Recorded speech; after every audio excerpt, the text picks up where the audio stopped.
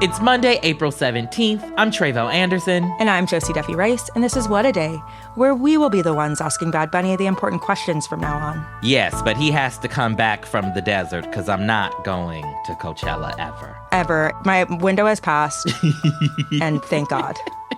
Amen to that, okay?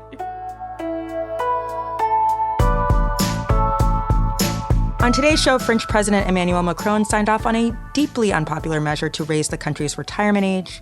Plus, America's next drag superstar has been crowned. Oh, yes. But first, a trial that could result in significant ramifications for Fox News was scheduled to start this morning in Delaware. As a reminder, Fox News is being sued for defamation by the election technology company Dominion Voting Systems. But right as we sat down to record the show Sunday evening, we got word that the trial will be pushed back by 1 day. The judge hearing the case said opening statements will begin tomorrow, though he didn't explain why. We also want to note that the Wall Street Journal reported this weekend that Fox has tried to settle the case out of court at the last minute. Yeah, that would be smart of them. 'Cause it's not looking very good. Now, this suit was filed back in 2021 and has to do with the, even for Fox, absurd lies that they were telling after the 2020 election. Is that right? Yes, that is absolutely right. I'm sure we all remember how the network was, pushing the lie that Biden, quote unquote, stole the 2020 election from Donald Trump. Well, Dominion is basically alleging that Fox hosts and executives not only knew they were lying about the election, but also that the lies damaged Dominion's business and reputation. They're seeking a massive $1.6 billion in damages and additional punitive damages.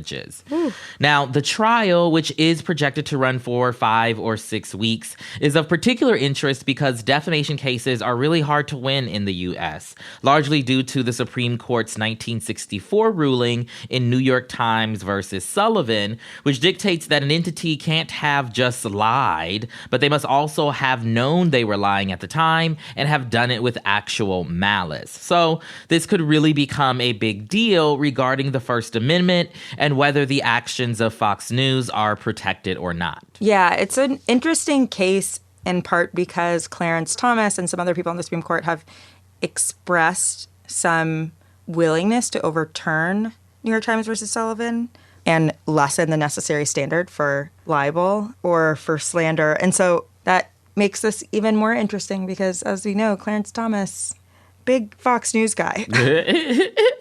This could cut against his argument that we should lessen that standard, right? Yeah. So to break it all down, our co-host Priyanka Arabindi and I recently sat down with Crooked News contributor Max Fisher. We started by asking him to walk us through why Fox News is being sued in the first place. Fox News is being sued by a company called Dominion Voting Systems for a particular lie that Fox News told in the days after the 2020 election that implicated Dominion's business. The lie that Fox guests especially, but also some hosts, promoted is that the 2020 election was stolen because voting machines that were made by Dominion Voting Systems, they said had switched votes from Joe Biden to Donald Trump. Of course, that is not true. They all knew that it was not true. And so Dominion is suing them for damage to their brand and to their business worth $1.6 billion. So a pretty big sum. Oof. That is a very lot of money. Now, we know that, the folks over there at Fox News, they be lying because that's what they do. They do. But what exactly does Dominion need to do to actually prove, right, that Fox was in the wrong here? So it's not enough to show that the broadcasts were factually incorrect, which the judge in the case has already said very clearly they were not true. The United States sets a very high standard dating back to the Supreme Court case in the 60s for suing a news agency for defamation. And that standard is you have to prove what's called actual malice. You have to prove that the news agency either knew it was a lie and willfully told a lie when it made the broadcast that caused the harm to the injured party, in this case Dominion Voting Systems, or that it acted in reckless disregard for evidence that it had at the time showing that it was probably wrong. So basically you have to prove intention, which normally is really difficult, except in this case, Dominion managed to get in discovery for the trial, which is the process where both sides reveal all their documents that are relevant to the case, all of these internal emails and text messages from Fox News where they don't quite come out and say, let's go out on the air and lie about Dominion voting systems, but they get close enough that Dominion thinks, and I think that they're not wrong, that they have a pretty good shot at winning a rare lawsuit against a news agency. What exactly has Fox said in defense of itself? And why is the network already in trouble, before the trial even starts? Fox has previewed its legal argument a little bit. They have suggested they're going to argue two things. The first is that they're going to say, no, we weren't ourselves making that lie. We were merely reporting on what the president and people in the president's orbit were saying. And it's pretty clear that they did, in fact, go beyond that. And they had guests on specifically to push that lie, and their hosts pushed it. So that is going to be tough for them, which is why they have this backup argument, which is to say, well, even if some people on the network went too far, our executives at Fox Corporation, which is the parent company, had nothing to do with that. So therefore, even if Fox News, the unit within Fox Corporation, could potentially be liable, the larger Fox Corporation is not. Ah, okay. So this case, while it may be fun for all of us to watch Fox getting dunked on, that is not the focus exactly. What are the broader implications of this case coming forward? So it's really relevant, I think, that there's been kind of debate for a while over whether the legal standard for suing a news agency is too high. On the one hand, it's a really important part of the press protections that we, love and cherish in the United States that give us a free press. But on the other hand, it's a question of how you measure that against the broader risks to society in this era of extreme partisan disinformation. Now, the lawsuit against Fox News isn't you're being sued because you abetted a coup to try to end our democracy. Ironically, the content of the suit is actually just you harmed a corporation's financial bottom line. But this particular case comes in context of a bunch of defamation cases that are related specifically to lies about the 2020 election, claiming that it was stolen for Joe Biden and actually Donald Trump won. Smartmatic, another voting machine company, is bringing a bunch of similar suits. Dominion is bringing suits against some other news agencies like Newsmax and One America News.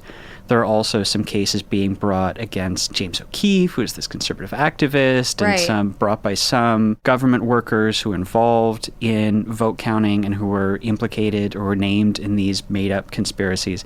So what all of these could potentially do is at least give the courts a chance to revisit this really stringent standard that we have. And they're not going to overturn it because they don't have that power. That would be something that have to go through the Supreme Court. But if they rule against a lot of these companies anyway, the idea is that might nudge the interpretation of the defamation standard in a little bit looser direction. But at the same time, if all of these cases fail, even though the evidence is so strong, especially in the Fox case, that they knew that they were lying, then it ends up cementing that standard at a time where that has real trade-offs.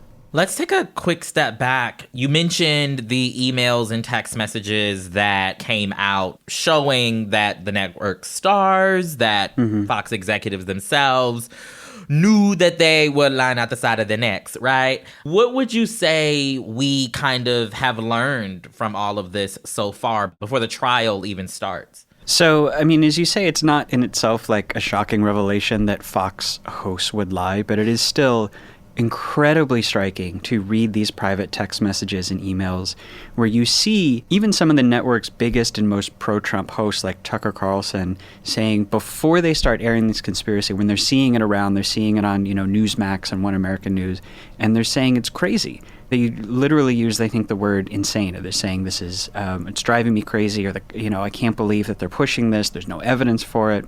And they're really kind of upset about it. But then the turn that happens, which is not shocking, but it is shocking to see confirmation of it, is that Fox News starts losing audience. the executives start getting really concerned about our viewers are fleeing because they don't like the story we're telling them, and the story we're telling them that they don't like is that Donald Trump lost the election. You see them explicitly saying, we are losing viewers because we are telling them the truth, so we should reconsider that. That message gets passed on down to the hosts, and then what do you know? All of the hosts are starting to put onto their shows the very things that a few days earlier they were saying privately to one another that they knew were false. Totally. Like, to be a fly on the wall on those few days, like where where the opinion shifted or where they decided that their content is changing in this way. How fascinating and crazy.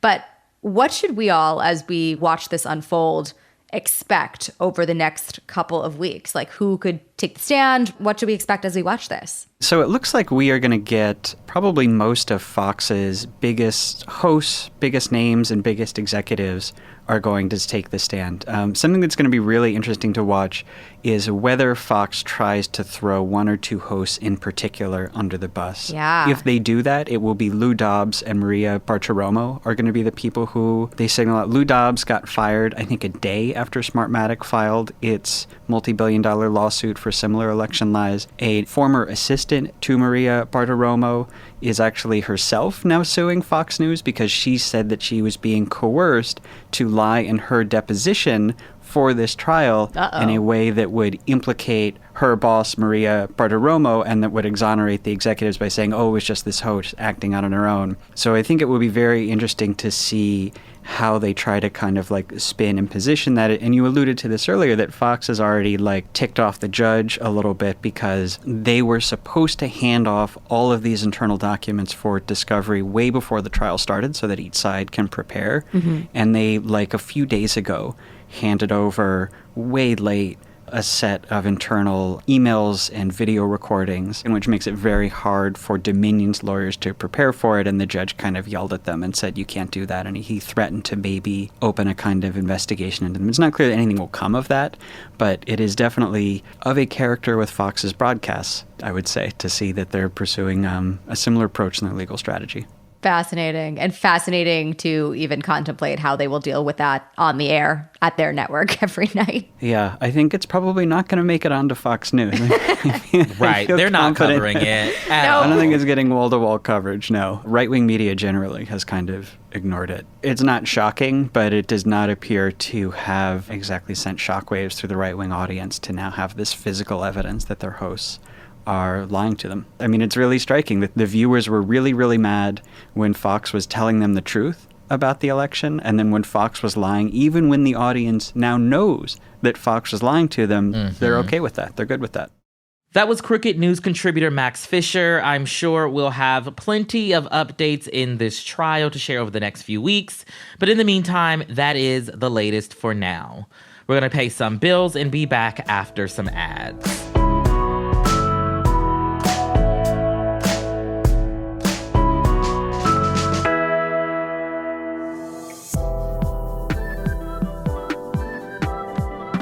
What a Day is brought to you by Ramp. If there are any business owners or financial professionals out there in the WAD squad who are looking for a better way to maximize productivity and cut wasteful spending, look no further than Ramp. Ramp is the corporate card and expense management software designed to help you save time and put money back in your pocket. It gives your finance team unprecedented control and insight into company spending and allows you to automate expense reporting so you can stop wasting time at the end of every month calculating costs. Plus, Ramp's accounting software automatically collects receipts and categorizes your expenses in real time, so you don't have to. You'll never have to chase down a receipt again, saving you so much time and money each month. And now get $250 off when you join Ramp. That sounds like a lot of money. Oh, yes. I could do a lot with that. I could do a lot with $250. Just go to ramp.com/WAD. That's ramp.com/WAD. RAMP.com/WAD. What Today is also brought to you by Sundays. If you are a loyal listener of the show, you know that the WAD team loves their dogs. Josie and I don't have pups of our own. No. But our producers' pups keep us smiling when they make literal appearances on our Zoom calls. The ever-present snoring in the background. We won't identify which dog in particular. Maggie. We love you anyway, Mags. They give us the strength we need to make a show for you all every single day. So we got to keep them fed with delicious food that keeps them happy and healthy. Yeah, Sundays is air-dried dog food made from a short list of human-grade ingredients. It's 90% meat, 10% vegetables, and 0% synthetic nutrients. And it even helps pups digest their food with ingredients like pumpkin and ginger and antioxidants that help fight disease. And it's also super convenient. Unlike other fresh dog foods, Sundays is zero prep, zero mess, and zero stress. Take it from our producer, Lita. Her pup, Maggie, loves this stuff, and we love Maggie, including her snores. Absolutely, we do. It gives us a certain character, if you will. It does. It does. We worked out a special deal for our dog-loving listeners. Get 35% off your first order of Sundays. Go to sundaysfordogs.com/WAD or use code WAD at checkout. That's sundaysfordogs.com/WAD. Upgrade your pup to Sundays and feel good about the food you feed your dog. What a Day is brought to you by Sleep Me. Listen, guys, when it comes to bringing you the news, our team stays up into the very late hours of the night to make a show for you guys every single day. So it's really important for us to get a good night's sleep so we can get back up and do it again in the morning. And that is where Sleep Me comes in. Sleep Me is the new home for chilly sleep, so it's the same brand that's bringing you the same great sleep just under a new name. Sleep Me makes the coldest sleep systems available to create the environment that meets the body's natural need for lower core temperatures, promoting deeper restorative sleep. And all you have to do is add one of their temperature-controlled mattress pads over your existing mattress to get all the benefits of a cold sleep, like muscle repairs and improved cognitive function. Yeah, it's super easy. Plus, Sleep Me just launched the Doc Pro sleep system with new Hyper AI, a sleep system you can pair with the new Sleep Me app and get real-time temperature adjustments based on your current sleep activity using AI technology. Listen, get you better sleep. Oh my gosh. More cozy sleep. You wake up feeling more refreshed. Why not? Why not? Because my sleep, it's not great. And I would love for AI to give me better sleep. That sounds phenomenal. Head over to sleep.me/WAD to learn more and save 20% off the purchase of any new Doc Pro, Uller, or Cube sleep system. This offer is available exclusively for What a Day listeners and only for a limited time. That's sleep, sleep.me/WAD to take advantage of our exclusive discounts and wake up refreshed every day. Let's wrap up with some headlines. Headlines. At least 4 people were killed and 28 others were hurt in a shooting in Alabama Saturday night. It happened at a 16th birthday party celebration at a dance studio in downtown Dadeville, a small town of about 3,000 people northeast of Montgomery. A high school senior who was celebrating his sister's 16th birthday was among the victims who were killed. In a statement responding to the violence, President Biden said, quote, "What has our nation come to when children cannot attend a birthday party without fear? When parents have to worry every time their kids walk out the door to school, to the movie theater, or to the park? Guns are the leading killer of children in America, and the numbers are rising, not declining. This is outrageous and unacceptable." At the time of our recording Sunday night, police have not released any details about a suspect or motive.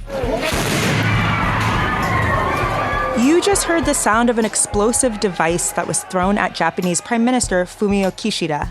It happened Saturday as he was set to deliver a campaign speech in the western port city of Wakayama. Kishida was unhurt, though a responding police officer suffered minor injuries, and a 24-year-old man was quickly arrested at the scene. Authorities have not yet released a motive, though the attack comes less than a year after former Prime Minister Shinzo Abe was assassinated. Abe was also on a campaign tour when he was gunned down last July by a man armed with a homemade firearm. Saturday's attack also happened a day before the G7's top diplomats, including U.S. Secretary of State Antony Blinken, arrived in Japan for talks. Kishida has vowed to beef up security ahead of the G7 leaders summit in Hiroshima next month. French President Emmanuel Macron has signed into law a controversial bill that will raise the country's retirement age from 62 to 64. The new law went into effect Saturday, a day after France's 9-member Constitutional Council approved the change, sparking demonstrations against the plan nationwide. As we've talked about before here on the show, the policy was met with fierce resistance over the past few months as people took to the streets to condemn the government's plan. France's labor unions have vowed to continue protesting until the measure is withdrawn and have also called for a quote-unquote tidal wave of demonstrations come May 1st, which is International Workers' Day. Macron's government says the change is necessary in keeping France's pension system intact, but opponents have called for other solutions like raising taxes on the rich or on employers. The new law, which gradually increases the minimum retirement age until it reaches 64 in 2030, will be carried out starting this September. Lawmakers in Montana have approved a statewide ban on TikTok. On Friday, Montana's House of Representatives approved the bill on a 54-43 vote. The measure would prohibit the social media app on all personal devices. It would make it illegal to offer TikTok to App Store customers within Montana, though users of the app itself would not be penalized. The legislation is now headed to Republican Governor Greg Gianforte, who has not indicated whether he will sign it. However, he did approve a measure last year that banned the app on all state government devices. If enacted, the measure would make Montana the first state in the U.S. to completely ban the app on all personal devices. It would go into effect January of next year. Meanwhile, TikTok and tech industry groups have hinted that they may challenge the law in court. I don't understand how this works. I don't think they know how it works either. Okay, because I'm like, if I'm in Montana and I already have it on my phone, what happens? And turning now to some historic gay news. The winner of RuPaul's Drag Race, America's next drag superstar, is Sasha Colby. The music is amazing. That was, of course, a clip of the legendary drag performer Sasha Colby being crowned the winner of RuPaul's Drag Race Season 15. A well-renowned figure in the drag community for 2 decades and a former Miss Continental, Colby slayed the competition this season. She's the first Native Hawaiian queen to compete in the reality competition series, let alone win the whole damn thing. And she's also the first contestant to enter the workroom as an openly trans woman on a non-All-Stars season. Take a listen to what she had to say when she accepted her crown. This goes to every trans person, past, present, and future, because we are not going anywhere. Period. Tickets for the Sasha Colby meet and greet might be a little more expensive now that she's getting her dues, but we're so happy to see her enter the Drag Race Hall of Fame as the goddess that she is. Josie, why didn't you watch? I know, I'm sorry. Okay, but I didn't watch because I can't take competition shows because I can't watch people lose. Okay, but you can watch the people win. You could just disregard the people losing. They didn't lose, they just didn't win. I got to experience that just now on WOD. I got to hear the win without the loss. This is exactly how I want it all the time. Gotta leave the room, you know? I love that for you. It's great. I'm gonna watch, though. I'm gonna watch late, but I'm gonna watch. Now that I know what happens, you know. Makes it all easier, right? Way easier. Love spoilers. I'm very pro spoiler. And those are the headlines. That is all for today. If you like the show, make sure you subscribe, leave a review, get in line for the Sasha Colby meet and greet, and tell your friends to listen. And if you're into reading and not just every incriminating text message Tucker Carlson has ever sent, like me, What a Day is also a nightly newsletter. Check it out and subscribe at crooked.com/subscribe. I'm Josie Duffy Rice. I'm Tre'vell Anderson. And stop messing with us, Fox News. Like, you're either going to settle it or you're not. Stop playing games, okay? Made for TV. They love the drama.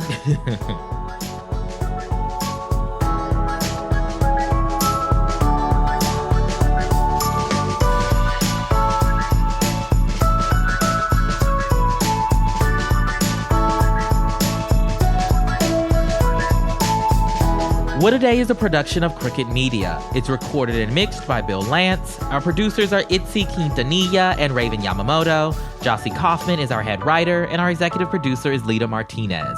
Our theme music is by Colin Gilliard and Kashaka.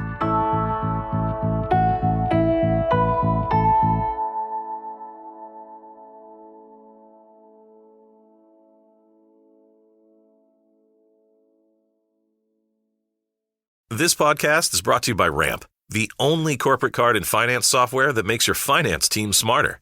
Ramp software lets you control spending, automate busy work, and save money with automated savings alerts. Businesses save on average 3.5% in their first year and close their books 8 times faster. Make smarter business decisions with Ramp. Now get $250 when you join Ramp. Go to ramp.com/apply. ramp.com/APPLY. Cards issued by Sutton Bank and Celtic Bank, members of FDIC. Terms and conditions apply.